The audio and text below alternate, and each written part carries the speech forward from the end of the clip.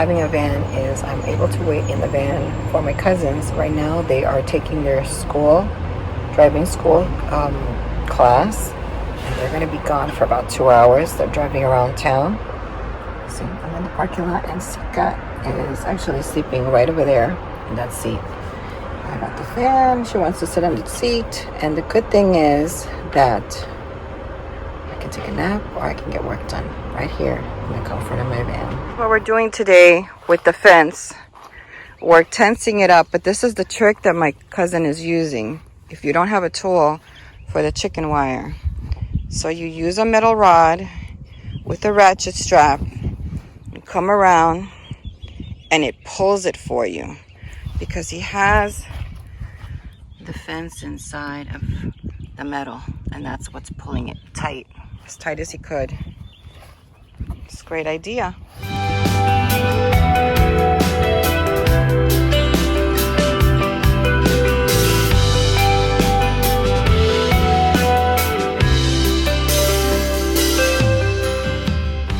You see how it bubbles like this? So we're trying to get it as tight as we can. And we're putting it up with zip ties because I have a vinyl fence. So I just don't want the dog and the chickens to get underneath the fence and go to the neighbor's yard. They have a dog next door.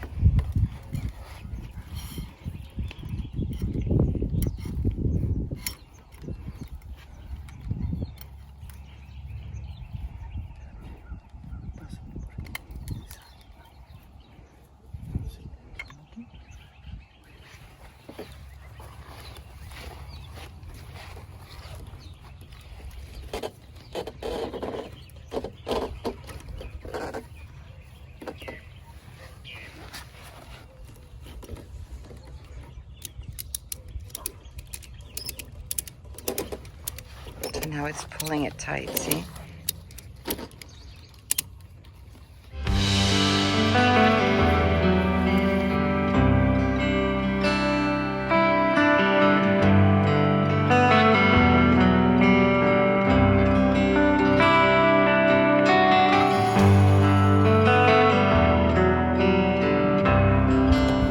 Yo lo dejo en un tramo más acá. Para que cuando tense el zip, tense por aquí, no por aquí, sino se echa para allá. The ideal is that there would be another post here, but my fence is very wide over here. So there's not, if there was another post in the middle, it would be better for the fence. But since I don't have that, it's never going to be perfectly taut because it would be tighter here. But the object is to get the chickens and the dog not to go under the fence.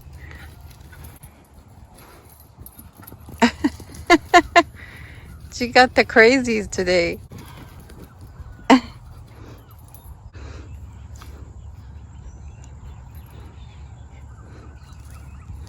Oh, here comes Mama. She's like, what are you doing to my babies? I'm getting out of here. Oh, they almost nose kissed. They almost nose kissed.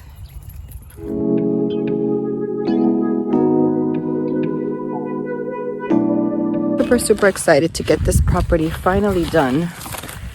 Spring is a time when we have lots of work to do, and I just want to get everything done and get this place going so I can start looking for the new RV. So this is what I'm doing today. This happens after the winter time. I am pruning these trees because if I let them grow branches on the bottom, no sun is going to get in here and they're not going to grow. So I will get fruit on the top. But as you can see, I've already pruned this one. I'm pruning it with this little machine that I showed years ago that I used here on the property. Now this one does have some on the side, but I'm going to let that one grow because that will be the top at one point. But everything else here, I'm pruning it off the sides so that the trees don't grow into a big bush and then no sun gets in.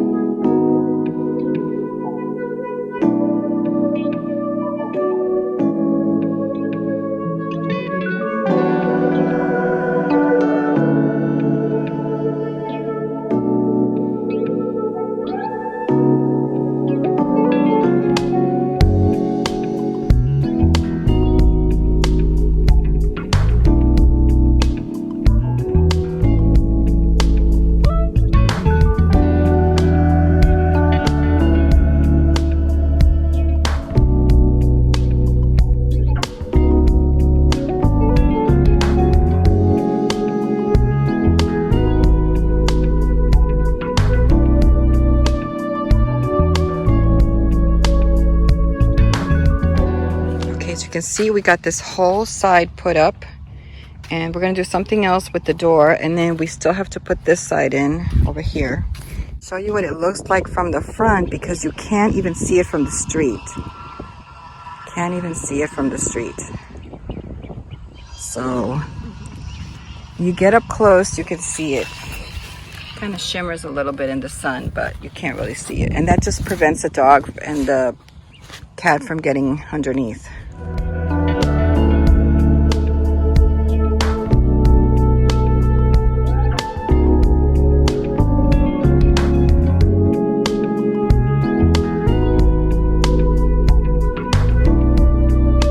I love you too. Yeah, you're a good girl.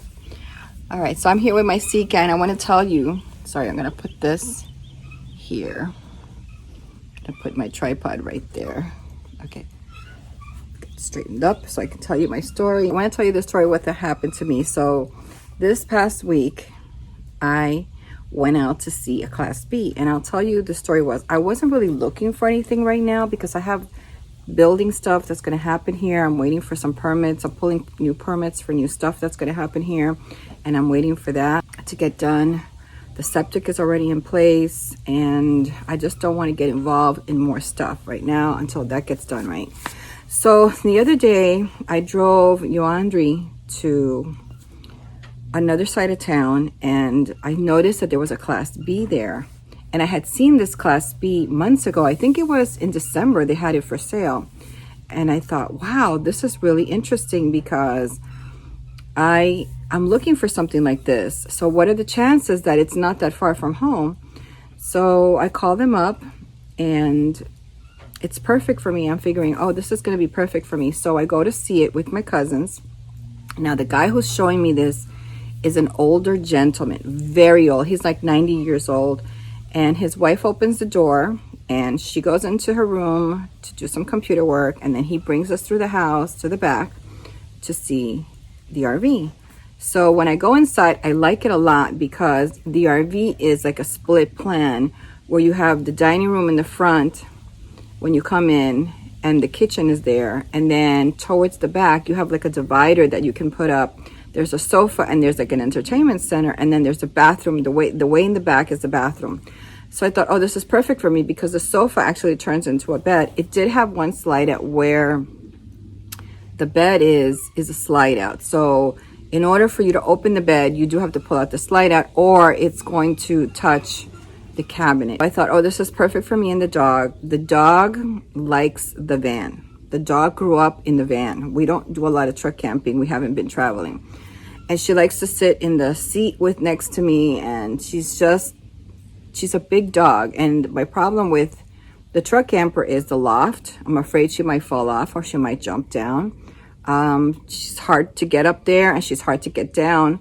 There's no stairs that bring her down. So I'm afraid for her safety. I'm also afraid for my own, because there's a step down, and then there's another step down. And you know, my ankle is not 100% yet, and I don't think it ever will, because I still get pain every once in a while from my ankle. That's been my preoccupation with the truck camper. As I get older, I love my truck camper, and a lot of times I say, no, I'm going to keep it. I'm going to go out in this, and if I have to sleep down in the dining area with the dog, that's what I'll do, and I just won't use the top loft. But it's stupid. It's stupid to think that way, right?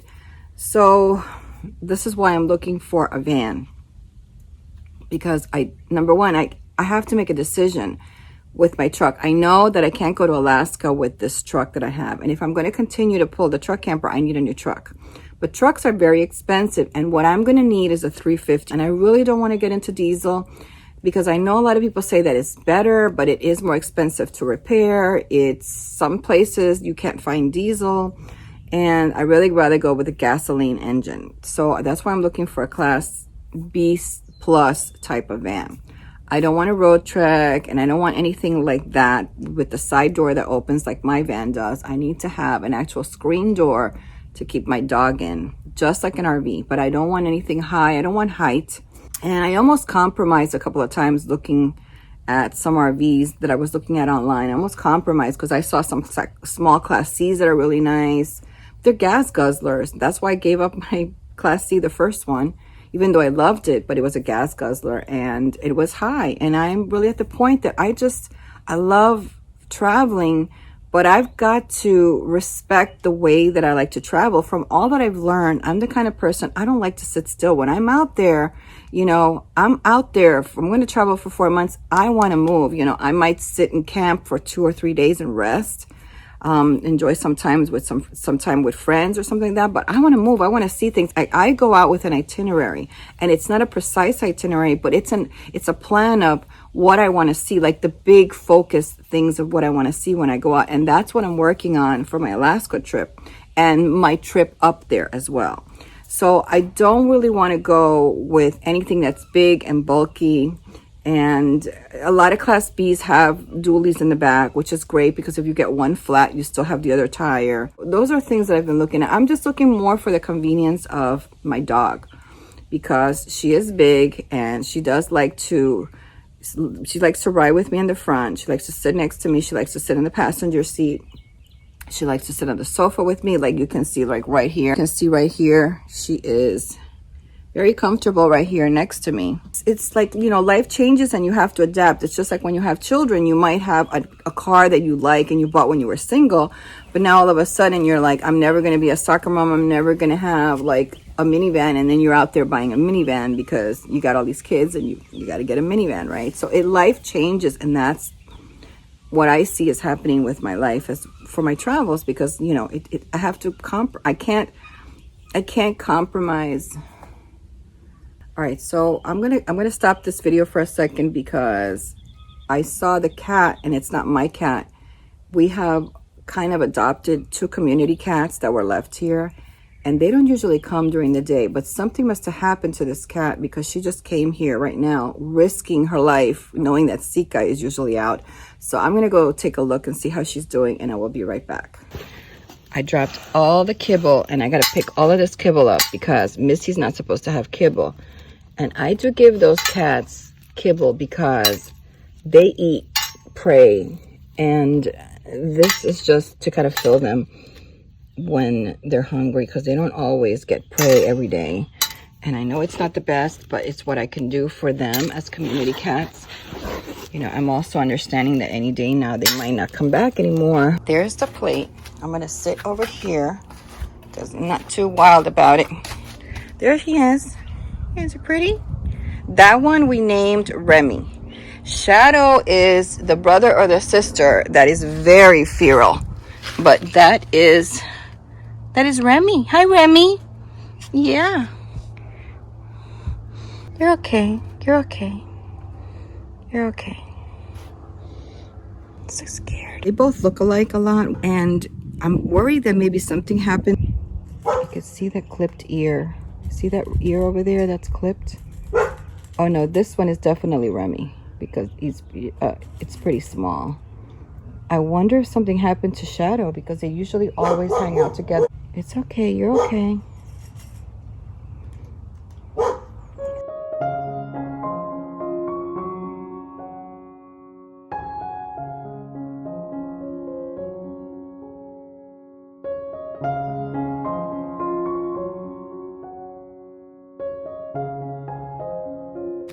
There's a cat box.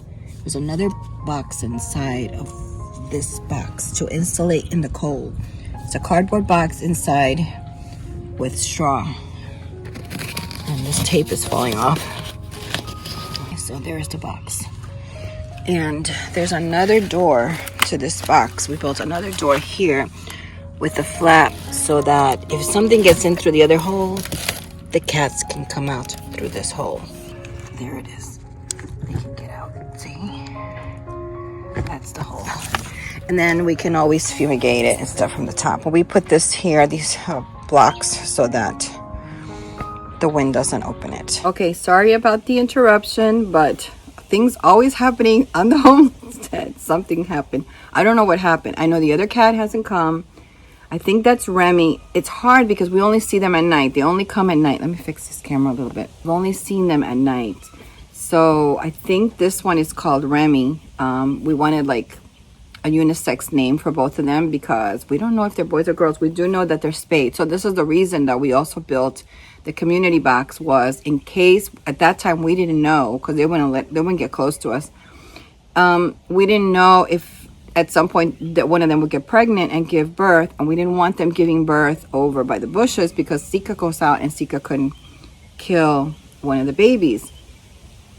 So we built the cat box, and they've been staying in there during the cold weather. They've been staying in there, and now it seems that they understand that this is where they are protected. They feel protected because this is the first time this has happened during the day, where we had one of these cats show up here. I mean, this cat is risking its life here with a dog like Sika. Sika will chase the cat. Sika does it with Missy, but she knows Missy. But with these cats, her retriever instinct is to go after the cats. So this is why whenever the cats come, Sika's already in for the night, and she doesn't go out anymore. And if she has to go out, she goes on a leash after dark. So the other cat, I don't know where the other cat is. I did take a walk over to the bushes and over by the fence and over by the cow pasture, take a look and see if there was a cat over there that got hurt or something. I don't hear anything. It doesn't look like my neighbors are home. It looks like they've been gone for about 2 to 3 days. So definitely something didn't happen over there. I don't know what happened, so we shall see. I left the cat out there. I gave him some water, some food. He left some food there for his buddy because that's what they do. They always eat together. It's a wild cat. I'm not going to go pick up a wild cat. And this is why we've been trying to let them get used to us, because at this point I told Yoandre, I said, he's a doctor, so I said one day they're going to come here with either a cut or a wound, and we are going to have to cure them, and at some point they have to start to get used to us, because in our hearts we're going to want to help them, and that's a feral cat, so they're going to scratch us like crazy, or even to get them to a vet or something like that. It's going to be hard with a cat like that. They're hard to nab. They're really hard to get. These cats live in complete anxiety. I mean, the difference between these cats and my cat is at peace and calm. And these cats are always like, every little sound, it's like they turn and they fidget and they look, and they don't have any inner peace. So what I did was I closed the screen. I have Sika in here, and I just leave him there. He something happened, and he wants peace and protection, and he's under the Airstream right now. And I'm just gonna leave him there. If he wants to go in the box, he can go in there. I put him water, and he has food there. And hopefully the other one, wherever he is, will come out. But I'm really worried about them. But anyway, I'm going back to the story. So I saw the Class B, and it was really nice, and I really liked it. And it's kind of big for me. The guy said it was 25, and then we came home and I measured my RV. My RV is 22. So I thought, okay, 25, not too bad. It's about 3 feet bigger, but I do have a bigger dog, and I have more space, usable space, because my cab in the back takes up length space that I'm not using. It's only for tools. But with an RV like that, I have storage space for my tools, and I have more leg room in there for the dog, of course, and the cat, because I also have a litter box. So we went back to see. I called them and I said, well, I'd like to see that it works. Now, the first time I went, I did try the motor, but I didn't take the car out. He started it. He said everything worked. When I turned on the AC blew cold, but it wasn't coming out through the front vents. It was coming out through the defrost vent. So I said to him, well, that's going to have to be a repair. So obviously this guy lied to me, because he's telling me everything works and it doesn't work, and then he's telling me the tires are fine. The tires are fine, but he doesn't move it. So it doesn't matter if the tires are brand new. If you're not moving the RV, the tires are going to go bad, and he doesn't have any covers on them, right? And even on the spare, he has no covers. So I called him up that afternoon, talked to his wife, and said, I want to come back the next day at 4 o'clock, because it was hot during the day, and he's an older gentleman. I thought, we'll come back at 4 when the weather's already cooler, and we'll see it. And I said to her, we're going to come back the next day if it's okay with you, and we want to test everything. She goes, everything works. I said, okay, can we come back? She said, yes. So the next day we come back at 4 o'clock. The guy was in like really bad mood. I mean, it was like, this guy definitely has like Alzheimer's or some kind of a dementia, where he is, one day he was perfectly fine. The next day he was really, he was just the biggest grouch, and he was just annoyed. He didn't want my cousins coming there. He only had me coming into the RV. He was annoyed that my cousins were outside measuring. The measurement was 30 feet. So it wasn't 25 like he said. It was actually from bumper to bumper in the back was 30 feet. So when I heard that, I was like, oh, this is kind of long for me. I don't want anything longer than 24. Actually, I'll go up to 24, but I really don't want something that long anymore. I don't feel like I need it. I mean, I did like it, but after thinking about it, I was like, this is kind of long for me. I'm more of the get up and go person, and I don't really want to deal with looking for parking spaces and big spaces and stuff. Like, I've been through all this, so I know the headaches that I'm going to have with something this length, this 30 feet. He didn't let me try anything. Like, you know, this RV was 2001, so obviously I have to check the propane. It probably needs propane certification. The tank does, because anything that's older than 12 years, you're going to have to get your tanks recertified, like I had already done with my propane tanks. I had to have them recertified. So that, I'm pretty sure, doesn't work. He wouldn't let me turn that on. He wouldn't let me open the awnings. He wouldn't let me take it for a test drive. Just everything was a big problem. All I could do was turn on the water. He had the air conditioner running. That he did have. He had to hook up for that. And water, he turned on the water pump, and the water started to flow in the sink, in the shower, all of that. That was the only thing that I was able to test and start up the motor. It started right up, which was great. But he also had a battery bank in there. So obviously had been charging the battery. So I don't know if that battery over time has had its problems. So obviously he didn't want me to take it for a test drive. He was annoyed, and he said, you probably want to take it for a test drive. Yeah. And then he was like, well, it's too hot today to go. I said, well, this is why I told you 4 o'clock, because it's cooler this time. Tell me what's a good time for you. He just started complaining. And he said, well, he goes, I have to go to the doctor tomorrow, and you can call me on Tuesday, and I'll see what we can do. And he just like escorted us out. He was angry. We were treated really bad, and we were really nice with him because he is an older gentleman, and we were alone with him. His wife wasn't with us. And you got to be scared of something like that, because a person like this, with this kind of an attitude, I mean, anybody can go turn around and say something, that we did something to him or to the RV or whatever. So after we got back home, we were really shocked about the way we were treated. We were shocked at the fact that we came there to test this RV, and this man wouldn't let us check anything. He wouldn't let us take it for a ride. I'm assuming he doesn't have insurance. This is why it's in a gated, fenced area, because he probably doesn't have insurance. And he didn't let me open the awning. He didn't let me check the propane. Oh, and the other thing I did check, the fridge does work, but doesn't work for me. If the propane tank doesn't work, it's not going to suit me for anything. He didn't run the generator either.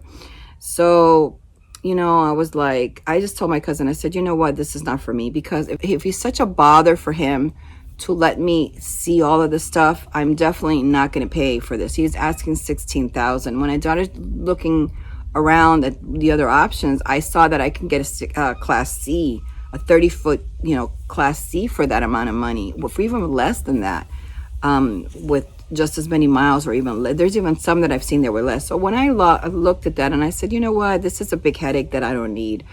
Obviously, I feel like, okay, I thought with this was God was putting this in my life, because there were 2 times that I bought an RV that I know God led me to that RV. That was the first one that I bought, the Winnebago, because I had gone to see trailers and a whole bunch of things. And I didn't want something so big, but it had pink stripes, and it was a Winnebago Spirit. And it was just beautiful. It was just beautiful. I regret the day that I got rid of it to get the trailer. And so I had that for about 6 months traveling, and I did enjoy it a lot, and it suited us really well for what we needed. And then, because I wanted a car and to get around in, I said, you know what, I'm going to get rid of this so I can get a trailer so I can pull it with my car. And then I got the big trailer, and that was fine for what we did. But honestly, I really did like the Class C more than the trailer. And then eventually, what happened on this channel, you can see what happened with the trailer. And then by that time, I was like, I'm done with the trailer. I want something small and just something for me and my son to travel with. And then later, something for me to travel by myself. And the truck camper suited me for everything that I needed. And now I have a situation where I have this big dog. And I knew that going in that I might have issues with the camper and a bigger dog. And it was a risk I was willing to take, because I wanted to get a bigger dog. For me, I didn't want a little dog that just sits around all day. I wanted a dog when I travel that I could take everywhere with me. Right now, Sika has actually been inside of Lowe's.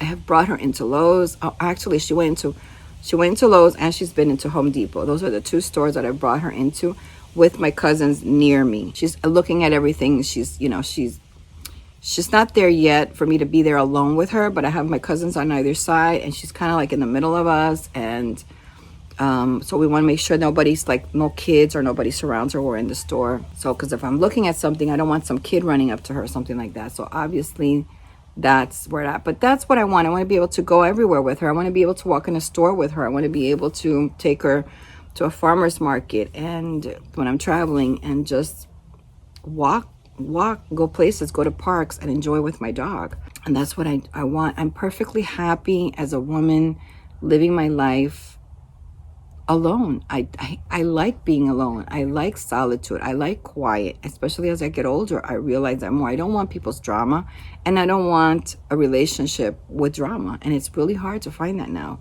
For most women, it's hard to find a guy that doesn't bring drama into your life. That's the way that I feel, at least from my experiences and from what I've seen here.